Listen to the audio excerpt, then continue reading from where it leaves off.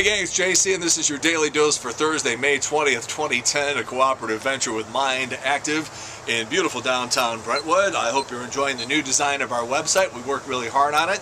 You can go to the tabs up on top. You can send me an email. You can look at some of the archived stuff. We are plugging in new features all the time. We're going to have some new stuff next week. I'm going to tell you a little bit about what's up now in addition to the Daily Dose. First of all, every day we have a new eye candy for you. I scour the internet for the latest viral videos, photographs, something that somebody sent me that I think is interesting. That changes every day.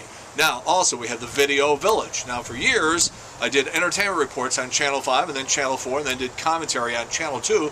And then also, over the course of the last 26 years, I've been the subject of television reports. So we've bundled all that stuff together, and that's your Video Village, and that changes every week. This week, it's an old Channel 5 o'clock news report. Deanne Lane is sitting there with me and Dick Ford, and you get to see sort of a blast from the past. That's pretty cool. Next up, we have the Wayback Machine. Now, you know, I have 30 years of archives on VCR tapes in my basement, and some really, really cool stuff, and we've just bundled that together, and every Monday we change that for you, too. You know, Whitey Herzog's going into the Hall of Fame this summer, so we found an old television commercial that he did with his wife, Mary Lou, back in the 80s selling replacement windows. It's sort of funny to look at, so we put that up for you. As we said, we have new stuff coming up. All right, the big story today, Jesse James is going to break his silence. He's going to appear on Nightline on Tuesday night. They've already recorded the interview. We have heard through the grapevine that he cries during this interview. All I know is if I had my hooks about 2-3 inches deep into Sandra Bullock's flesh, clearly one of the most attractive, likable women in Hollywood, and I had pissed it away by boinking trailer trash skanks, I'd be crying too. Next up, we have the starting date for the new Conan O'Brien show on TBS. That is going to be November 8th. Andy Richter will be along with him on that thing. No word as to whether he's going to cry also. All right, Anna Nicole Smith, a couple of her friends got together and said, hey, let's sell some of her undergarments, because that's what your friends do when you die tragically in your 30s. They scoop up a bunch of your undergarments and then they sell them on eBay and try to make money, because they're friends, right? So the eBay people are like, ooh, I'm all tingly. Sure, send them along. And then the eBay people look at them and like, wait a minute, these things are soiled. And the people are like, oh, yeah, she wore these things. And the eBay people say, well, see, we have a strict policy here. If we sell any kind of clothing, it's got to be just squeaky clean, and these undergarments are soiled. And I'm thinking to myself, come on. The sick fucks who would buy Anna Nicole Smith's undergarments a couple of years after she died, wouldn't they be more valuable with her stuff all over them? Come on, tell me I'm wrong. Susan Boyle may be appearing on an episode of Glee. She might be appearing as a lunch lady. If they pull that off, brilliant. Congratulations. All right, Sarah McLachlan used to be the driving force behind the whole Lilith Fair. I like Sarah McLachlan, by the way. She has some good songs. And, you know, the Lilith Fair died out, and now they're bringing it back this summer, but the ticket sales have been very soft. And Sarah says, yeah, they're not really selling. I tried to explain this to you guys many times. Here's the deal with the Lilith Fair. Here's why it died out. Here's why the ticket sales are soft now. Women would go to this thing because it's all women. It's all women on stage, all women in the audience. And then they'd go, and at some point it would dawn on them, geez, I paid for my own ticket. That sort of sucks. Then they get thirsty during the show, and they look and go, honey, would you... And then they realize it's just their girlfriends, and it suddenly dawns on them, wait a minute, I'm buying my own tickets, I gotta drive my own sorry ass here, and now I'm thirsty, I gotta pay for my own drinks? This is a terrible idea! This is why the thing burned out! Try to learn from this. Alright, people have been asking me about the baby. They say, oh geez, you know, JC, when they yanked you off the air back in October, brilliant move. The baby was only about a month old. Yeah, well, the baby is like 8-9 months old right now.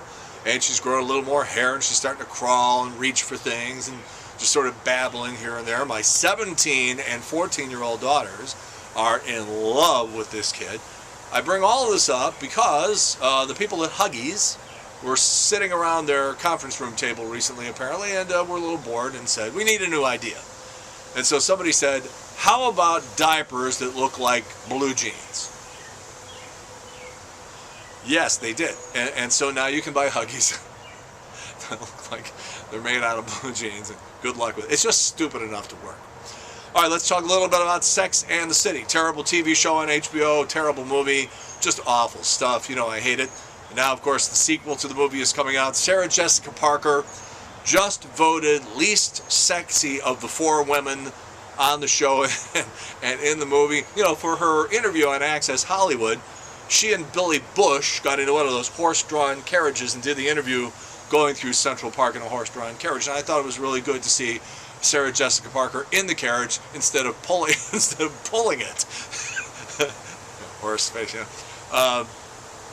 In an interview, Sarah Jessica Parker said, you know, I haven't done any nude scenes because really, you don't want to see me naked, really. And I thought to myself, why do I have this feeling that Matthew Broderick would give the same answer? Oh, meanwhile, Kim Cattrall was supposed to be on the cover of one of these women's magazines, and she wouldn't say which one, but she shows up for the shoot, and they got a live cougar there, and they said, yeah, we're going to have you pose on the cover with the cougar. And she said, oh no, I find that term very, very offensive. I won't do it. So the thing didn't happen. But let me see if I got this straight, okay?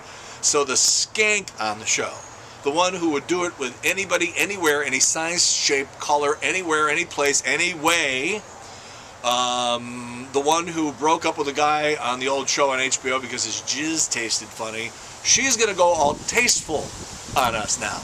Okay, good luck with that. These girls are looking very desperate these days in an effort to stay relevant. They're all starting to look like Dame Edna. I wish them a lot of luck. All right, Alice Cooper thinks today's musicians need to be educated on the history of rock and roll. He said, if I were to take a young band, I'd have them listen to 4 people: Burt Bacharach, Paul McCartney, Brian Wilson, Paul Simon, maybe Laura Nyro. He says when he hears these new bands, they don't know how to tell stories. I say to Alice Cooper, congratulations, sir. I know you didn't mean to, but you just turned into your grandfather.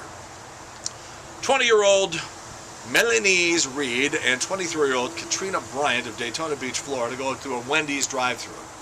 And they get their food and they realize that the employee working the window forgot to include mustard, mayonnaise, and stuff like that with their order. So they start screaming and they start hitting, and then they get out of the car and they come inside.